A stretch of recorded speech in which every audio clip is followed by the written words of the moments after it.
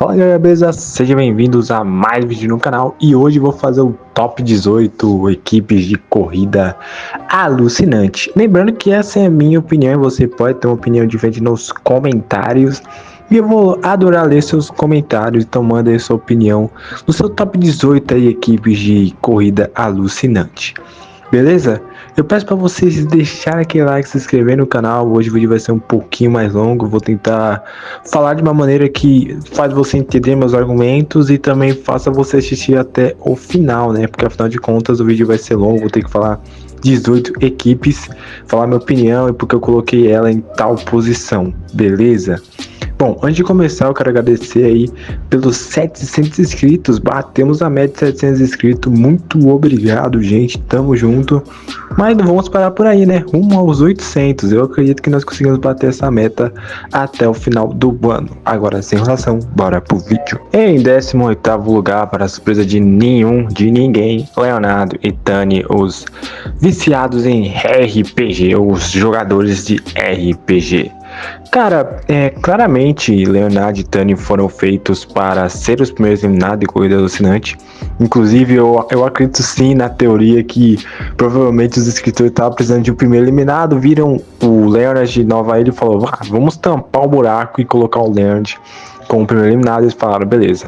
Porque, cara, eles duram 2 episódios e claramente esses 2 episódios são para introduzir os personagens, introduzir os enredos dos personagens, tanto que a gente vê a primeira briga dos namorados que depois viram inimigos, nós vimos a maneira agressiva que a MacArthur tem com a Sander e alguns outros enredos. Então esses 2 episódios claramente foram para mostrar os enredos de cada personagem, mostrar como o personagem tal age e como tal personagem funciona. Eles precisavam de um primeiro eliminado e colocaram o Leonard e fizeram mais uma personagem para ser o primeiro eliminado. Não tem muito o que comentar. Eles foram feitos para ser o primeiro eliminado, como a Stacy, como o Beardo, foram feitos em drama total. Em 17º lugar, as Gênias da Ciência. Cara, é meio complicado falar sobre essas duas, porque nos primeiros episódios ela mostrava ser inteligente, como é rotulado o seu estereótipo e tal. Bom, nos primeiros episódios elas pareciam que usavam maneiras inteligentes de conseguirem passar nas provas. Nós podemos usar o exemplo até do episódio onde elas são eliminadas, que eles literalmente ganham um tubarão. Mas por algum momento, por algum motivo, as duas ficam extremamente burras e em vez de elas fazerem literalmente um castelo de areia, sim, elas tinham que fazer um castelo de areia, elas falam, não, vamos fazer contas.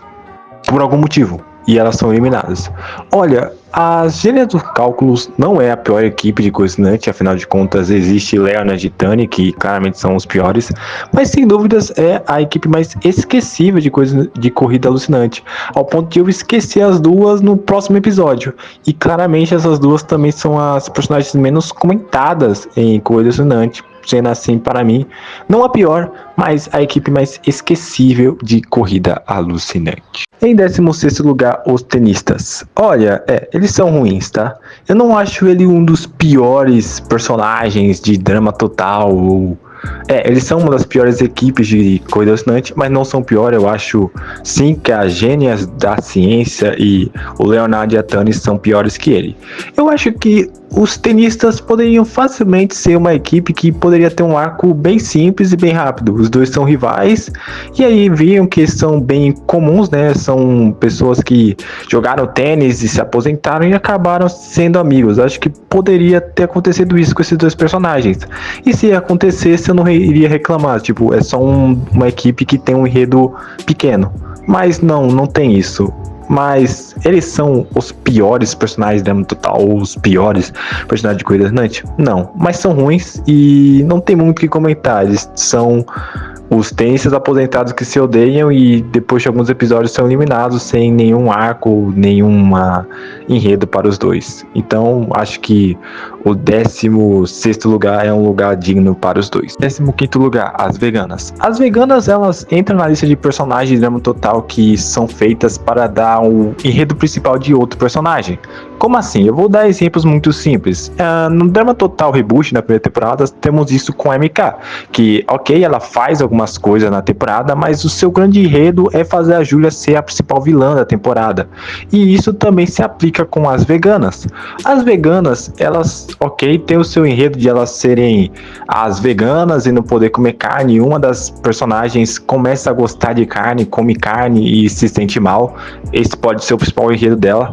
Mas o grande objetivo dela, claramente, é fazer que o pai e o filho, o Duende e o Duende Júnior, tiveram uma certa de maldição e tudo acontece errado com eles, entendeu? Então, o principal momento dela é dar esse gancho do enredo para Duende e Duende Júnior. Isso faz elas personagens ruins? Não, mas fazem elas serem personagens um pouco limitadas e sem enredos. Mas não particularmente ruim, porque eu gosto desse enredo do Duende ter tido maldição e ter mostrado os motivos dele sempre se dar mal. Mas isso faz as veganas só terem isso de enredo também. Então, 15º lugar para ela. 14º lugar, mãe e filha. Olha, eu realmente achava que essa dupla era pior na primeira vez que eu assisti. Mas na segunda vez que eu assisti, eu achei boa. Olha, claramente essa equipe também funciona muito bem para você dar um contraste para outra equipe que eu comentei com as veganas, que é o Duende Júnior, na maneira que das duas relações, de pai, filho e mãe, filha. Mas elas também funcionam. Eu acho que eles poderiam ter feito o arco mais claro, tipo, a mãe da Taylor, ela começa a ser mais autoritária e dá limites para a filha dela, e ela percebe que ela não é uma grande mãe e que ela precisa educar melhor a sua filha. Acho que isso poderia ser sido mais claro, mas mesmo assim funciona e a mensagem é essa. Apesar de não ser tão clara assim, a mensagem é essa. E eu gosto que no final a mãe da Taylor finalmente fala que vai cortar sua mesada, ou cortar o seu cartão, e vai ser uma mãe mais difícil para a Taylor, porque, convenhamos, ela precisa. Em 14º lugar, coloco ela. Tom e Jen, os fashionistas. Tom e Jen são dois personagens que, na minha opinião, são personagens bem simples. Eu realmente não vejo tanto potencial desses dois personagens para ser algo na franquia ou algum enredo tão interessante. Dito isso, eles têm um enredo. Os dois ficam com raiva um do outro, né? Falando que ele que criou a equipe, que ele faz o trabalho mais difícil, acabam brigando e depois eles acabam se reconciliando. Esse arco é bem simples, mas funcional para os dois, e faz os personagens terem um final minimamente digno, na minha opinião. Mas, para minha opinião, eles também não são grandes personagens ao ponto de ser os melhores de Corrida Alucinante. Mas, com certeza, um 13º lugar para mim é uma posição bem justa para os dois. Inclusive, foi uma posição bem justa para os dois no Drama Total Corrida Alucinante. Gostei da posição dos dois, acho que saíram na hora certa e no momento certo. Então, na minha opinião, 13º lugar, Tom e Jen. 12º lugar, os Gênios. Os Gênios são dois personagens que a gente já sabia o enredo deles assim, quando nós bateu os olhos. Eles seriam personagens que ninguém daria nada, que não iriam bem nos desafios, mas eles iriam crescer, iriam chegar longe, iriam ter aquela mensagem de que, olha só, a gente superou os nossos limites e conseguimos chegar longe. E isso aconteceu. Eles conseguiram chegar relativamente longe, e se não fosse a Emma que ajudou eles que atrapalhou eles no desafio e ajudou o Noah no desafio, claramente Noah e Owen seriam eliminados e os Gêmeos iriam chegar mais longe. Então eles foram eliminados por trapaça, podemos dizer, apesar de eles claramente serem a equipe mais fraca. Bom, apesar do enredo deles ser bem claro e bem óbvio, é funcional, eu gosto, mas ao mesmo tempo eu acho que é algo que a gente já tem muito na franquia, que é um personagem que ninguém dá nada, que acaba chegando longe. Eu posso listar personagens como Cody, como Cameron e como vários outros que eram personagens que ninguém dava nada e chegaram longe e conseguiram esse reconhecimento. Fazer outro personagem, uma outra equipe com a mesma história, com o mesmo enredo, eu achei um pouco desnecessário. Afinal de contas, já temos personagens que já fizeram isso e fizeram melhor que os Gêmeos, como eu listei, Cody e Cameron. Mas os piores, uma posição ruim para os Gêmeos? Não. 12º lugar para mim tá ótimo para esses dois personagens. 11º lugar, os roqueiros. Cara, eu quero comentar os roqueiros, eu tenho que comentar individualmente cada personagem.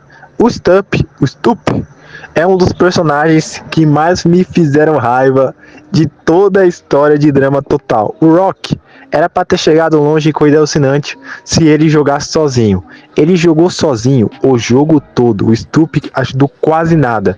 Eu acho que o único momento que o Stup ajudou o Rock foi naquele momento do desafio do Rock, que ele percebeu que era pra fazer encenações com o Rock e ele foi o primeiro.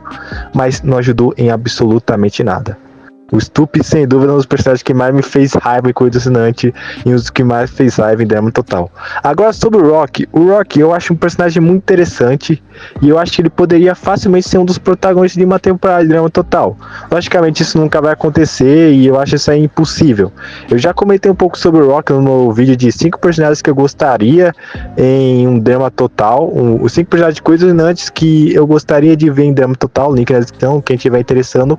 E o Rock claramente podia ser um protagonista de uma temporada, chegando longe, sendo minimamente inteligente. Eu consigo ver o Rock sendo um grande jogador em Drama Total.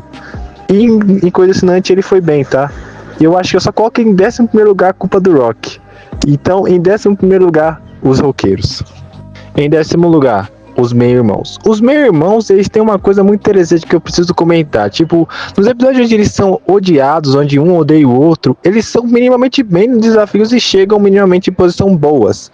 Agora, quando eles viram amigos por algum motivo, alguma razão, eles ficam totalmente burros, ao ponto de eles literalmente acharem que um canguru, literalmente um canguru, é um coelho. Por algum motivo, eles acham que um canguru é de um coelho. E eles são nesse episódio junto com os roqueiros. Eu acho os meus irmãos um personagem muito parecido com o Tom e Jen. Não acho nada especial, mas eles têm o seu arco e é um arco que funciona e é um arco que é minimamente bom na minha opinião. Eu coloco eles em 10º lugar porque eles são bons desafios e eu achei divertido alguns momentos que eles brigam e alguns momentos onde eles são amigos, apesar de eles começarem a ser burros quando viraram amigos. E é isso, eu coloquei em 10º lugar. Em 9º lugar, os namorados, ou os inimigos. Cara, os namorados ou os inimigos, eles são os antagonistas dessa Corrida Alucinante. Quando a gente fala Corrida Alucinante, claramente os vilões são os patinadores. Mas antagonistas são esses dois, tá? Principalmente chegando a Stephanie. A Stephanie, ela tem características parecidas com a Courtney. Ela tem características parecidas até com a Heather e com algumas personagens malvadas de Drama Total. Mas apesar disso, ela tem algo único. A maneira que ela age, a maneira que ela fica brava é uma personagem única. Enquanto o Brian é um dos personagens mais tranquilos de Drama Total. Eles facilmente é um dos personagens mais tranquilos de Drama Total.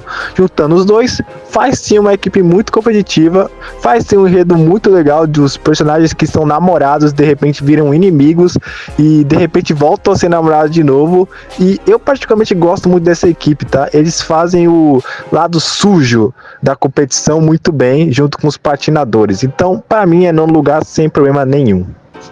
Pros do reality show, ou melhor dizendo, nossos queridíssimos Noah e Owen. Noah e Owen claramente são os personagens que quando você assiste Corrida Alucinante, você fica mais interessado em assistir, pelo fato de a gente já conhecer esses personagens, pode já ver esses personagens. O Owen claramente iria fazer esse papel de alívio cômico e ele funciona muito bem, tá? Ele consegue ser engraçado em alguns momentos e ele é importante para juntar o grande enredo dessa dupla, que é o namoro entre Emma e Noah. Agora falando sobre mais o Noah, que é o grande protagonista dessa dupla, podemos dizer, ele tem seu desenvolvimento, uma coisa que nós não temos em Drama Total. Eu sei que tem muitas pessoas que defendem a tese de o Noah deveria ir para a fusão de torneio mundial. Eu particularmente não gosto dessa narrativa porque o Duncan funciona muito melhor do que o Noah poderia funcionar em uma fusão. E apesar do Noah ter mais destaque em torneio mundial do que em desafios, ele é um pouco de lado. Vamos dizer que torneio mundial ele é um personagem que é jogado um pouquinho de lado, que não tem tanto enredo assim, a não ser uma possível rivalidade que poderia ter com o Alejandro, que claramente, na minha opinião, essa rivalidade funcionou muito mais com a Heather do que com o Noah. Então eu não acho que esse arco invisível, pensativo do Noah chegar longe em torneio mundial seria legal. É uma coisa que eu gostaria de ver em torneio mundial. Mas em Corrida Alucinante isso funciona. Eles conseguem fazer muito bem o Noah. Eles conseguem dar um arco dele ser um personagem mais estratégico do jogo, ou pró do reality show. E o namoro dele com a Emma é muito legal de se ver. É um namoro que a gente começa a torcer aos poucos. E faz o Noah ser um personagem mais humano, na minha opinião, fazendo um personagem ser melhor. Para mim o Noah cresceu muito de rendimento, cresceu muito, na minha opinião. Culpa de Coisa Alucinante que faz ele ser um personagem a mais do que ser só o personagem que fica no canto ou fica reclamando de tudo. Ele é um jogador e que chega longe e que conseguiu uma namorada que fez um belo casal, e eu coloco ele aí em 8º lugar. Em 7º lugar, coloco eles, pai e filho, Duende e Duende Jr. Cara, vocês vão me criticar por colocar um pouco essa equipe longe assim, com o 7º lugar, mas eu gostei muito da dinâmica dos dois e o que eles queriam transmitir com esses dois. Claramente, Duende, ele só participa dessa corrida para ter um arco maior para o seu filho, não porque o seu filho está mal ou o seu filho é desobediente. Não, é porque ele quer ficar mais perto do seu filho, porque o seu filho está crescendo, o seu filho está na puberdade. E apesar da série mostrar o Júnior como uma personagem mais inteligente do que o pai dele, é mostrar também muito bem que o Júnior ainda é uma criança, ou um pré-adolescente, onde ele ainda faz atitudes ruins, como ele deixou o pai dele em um desafio, ou ele literalmente pensou que ele tinha alguma chance com a Carrie, e claramente isso era impossível. Então ele precisa do seu pai igual o pai dele precisa do filho dele. E apesar do Duende ser um personagem que geralmente não ajuda tanto os desafios, você vê o esforço, você vê as tentativas e você vê que ele tá tentando ao máximo fazer essa viagem ser duradoura com o seu filho. E ver o final dos dois, que você vê que os dois se entenderam, você vê que os dois têm um vínculo maior, dá um final feliz para os dois e dá um final muito legal para os dois, dando assim um enredo muito interessante e muito diferente de Drama Total, que é o arco de pai e filho tentando se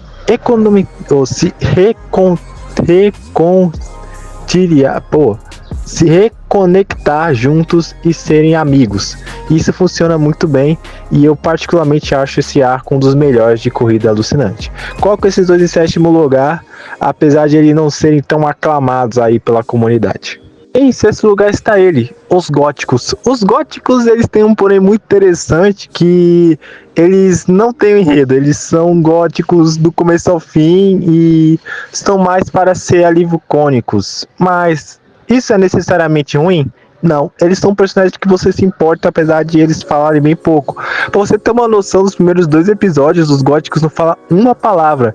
E mesmo assim chegou longe e é uma das equipes mais lembradas de Corrida Alucinante. Por quê? Porque são personagens carismáticos e o estereótipo gótico funciona muito bem com eles. E eles têm a animação mais justa também, né? Temos que concordar com isso. O 6º lugar é justo. Afinal de contas, estamos falando da equipe que ganhou bastante desafios e chegava no top muito rapidamente e era magicamente muito bem nos desafios, ao ponto dos patinadores, que é o principal vilão da temporada, terem que armar para eliminar os dois. Em 6º lugar, para mim, é uma posição bem digna para esses dois personagens. Em 5º lugar, eles, os surfistas. Cara, e para começar, não, eles não são vencedores ruins. Eu sei que eles voltaram daquele arco de injustiça, mas gente, pô, eles só ficaram fora por 2 episódios, cara. Por simplesmente 2 episódios, não é tanta coisa, eles não perdem tanta coisa. Eu acho que eles poderiam facilmente chegar na final sem ser eliminados. Sim, porque não ia mudar absolutamente nada. Mas quer dizer que é injusto eles vencerem? Não, não acho que é injusto. Eu acho que os surfistas, ele entra naquela maneira de vencedores que é o vencedor que ninguém esperava, o alívio cômico que ninguém esperava e foi lá e venceu. E traz aquela mensagem que o Drama Total gosta de dar para as pessoas, né? É a mensagem que eles gostam muito de passar. Isso foi passado em Desafios, isso foi passado na nova temporada de Drama Total, que é a mensagem que, ok, você pode competir, você tem que competir, mas você também tem que aproveitar. E o Owen mostra isso. O Owen em geral não se importa tanto em jogo, ele tem seus momentos em jogo, mas em geral ele só tá lá por diversão e ele acaba ganhando desafios. O vencedor atual, o Remy, é a mesma coisa, ele não se importa tanto com o jogo. até menos do que o Owen. Ele tá lá para se divertir e acaba ganhando. E os surfistas conseguem passar essa mensagem também. Mas funciona, porque os surfistas, eles são a equipe que mais tem interações com as outras equipes. Tem amizade com o Gêmeo, tem amizade com as irmãs, tem amizade com os melhores amigos, tem amizade com várias equipes. Então esse arco de eles se aproveitarem a viagem, de eles se divertirem da viagem, no final serem os grandes campeões, funciona com esses dois, porque os dois são personagens super carismáticos e você vê que eles realmente se divertiram nessa corrida. Então não, os surfistas não são vencedores ruins, inclusive eu acho que eles são vencedores melhores que as cadetes. Não é uma equipe melhor que as cadetes, mas são vencedores melhores que a cadete. E eu acho que o quinto lugar está bem digno para esses dois, que para mim são os vencedores de corrida alucinante. Em quarto lugar está eles, os patinadores de gelo. Para ter uma boa temporada, nós precisamos ter um bom vilão. No caso de Corrida Alucinante, nós precisava ter dois. E os patinadores de gelos conseguem fazer isso muito bem. Eles são vilões até que simples, podemos dizer. Eles estão lá, eles são pura maldade, mas são carismáticos, engraçados, e a temporada consegue mesclar muito bem o momento deles se darem bem e os momentos deles se darem mal. Não tem como o vilão se dar bem 100% do jogo e não tem como o vilão se dar mal 100% do jogo. E eles conseguem mesclar isso muito bem. Com o quê? Com o totem de lava do Havaí, né? Que isso claramente deu azar para os dois. E depois disso eles conseguem ter sorte e com o passar do tempo eles ficam em terceiro lugar, que é a grande posição dos dois. Cara, eles têm a coisa mais memorável, uma das coisas mais memoráveis de Corrida Alucinante, que é a rivalidade deles com as cadetes, que funciona muito bem. Mas pelo lado da McCarthy e a Josie, né? A Sander e o Jackson não tem tanto rivalidade assim, é mais a Josie e a Makato, e isso funciona muito bem, tá? Eu particularmente gosto muito da rivalidade dessas duas, tá? Funciona muito bem, igual eles funcionam muito bem como vilões. Em quarto lugar, para mim, a posição está muito boa, e nós temos que lembrar também, né, que os patinadores do gelo foram vilões que deram certo depois de muito tempo da franquia, né? Porque tivemos só estrelas, que tivemos o mal, que foi duramente criticado, e na Havaí nós tivemos uma porrada de vilão. A principal foi a Sugar e ela também é muito criticável, apesar de eu não achar ela tão ruim assim.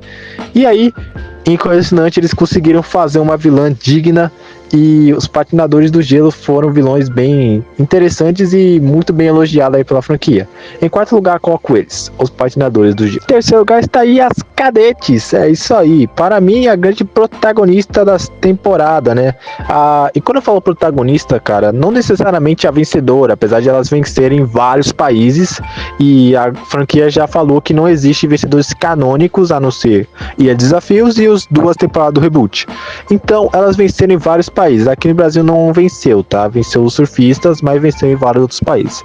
As cadetes, para mim, é a grande protagonista dessa temporada, principalmente a Makato, e o enredo delas também é algo um pouco simples, mas funcional também, que é a Sander ser a personagem, a policial boazinha, que em geral não tem tanta agressividade igual a Makato, enquanto a Makato é uma personagem mais agressiva, que quer agir da maneira mais rápida possível, podemos dizer. A Makato, ela virou uma personagem muito importante para a franquia, ela virou uma personagem recorrente na franquia, ao ponto de ela participar na nova temporada do Drama Total Reboot. A segunda, ela teve uma participação e ser uma personagem recorrente no Drama Total Kids. Então a Makato virou uma personagem muito importante para a franquia.